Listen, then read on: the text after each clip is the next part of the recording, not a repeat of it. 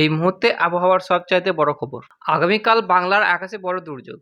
রাতভর বৃষ্টির পর কলকাতা সহ দক্ষিণবঙ্গের কোন কোন জেলায় বজ্রবিদ্যুৎ ঝোড়ো হাওয়া সতর্কতা করা হলো। তো বিস্তারিত জানুন এই ভিডিওর মাধ্যমে। তো গাঙ্গেয় পশ্চিমবঙ্গের উপর অবস্থান রয়েছে বাংলার আকাশে স্বস্তির কোনো বার্তা নেই, বরঞ্চ বঙ্গোপসাগরে আবহাওয়ার ব্যবস্থা শক্তি বাড়িয়ে পরিণত হয়েছে গাঙ্গেয় পশ্চিমবঙ্গের উপর অবস্থান করছে।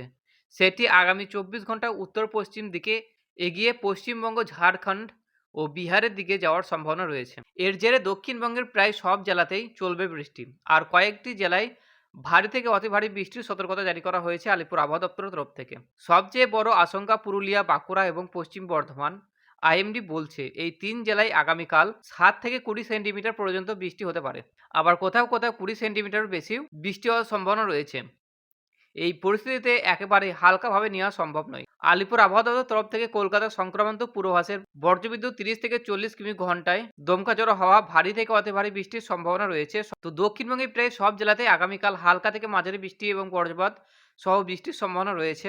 পুরুলিয়া, বাঁকুড়া, পশ্চিম বর্ধমান, বীরভূম, ঝাড়গ্রাম, পশ্চিম মেদিনীপুর এই জেলাগুলিতে 7 থেকে 11 সেন্টিমিটার ভারী বৃষ্টি হতে পারে। তবে পুরুলিয়া, বাঁকুড়া, পশ্চিম বর্ধমানকে নিয়ে সতর্কতা মাত্রা আরও বেশি থাকার সম্ভাবনা রয়েছে। আকাশে বজ্রবিদ্যুতের সঙ্গে 30 থেকে 40 কিমি বেগে দমকা ঝোড়ো হাওয়া বইতে পারে। দক্ষিণবঙ্গের সব জেলাতেই বজ্রপাত এবং ঝোড়ো হাওয়ার সম্ভাবনার কথা জানিয়েছে আইএমডি।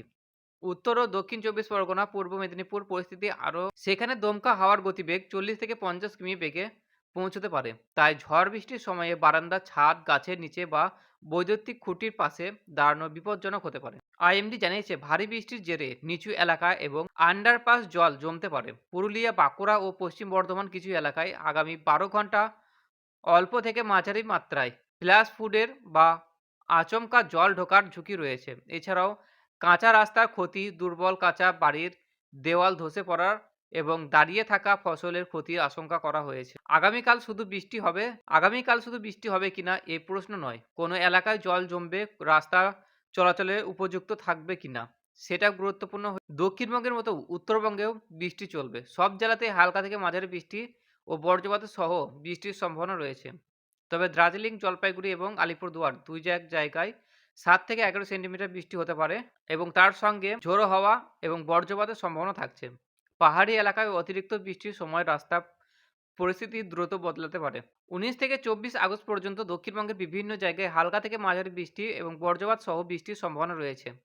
উত্তরবঙ্গের অবশ্য আরও কয়েকদিন বেশি ভিজতে পারে। 19 আগস্টে দার্জিলিং, কালিম্পং, জলপাইগুড়ি, আলিপুরদুয়ার ভারী বৃষ্টির পূর্বাভাস রয়েছে।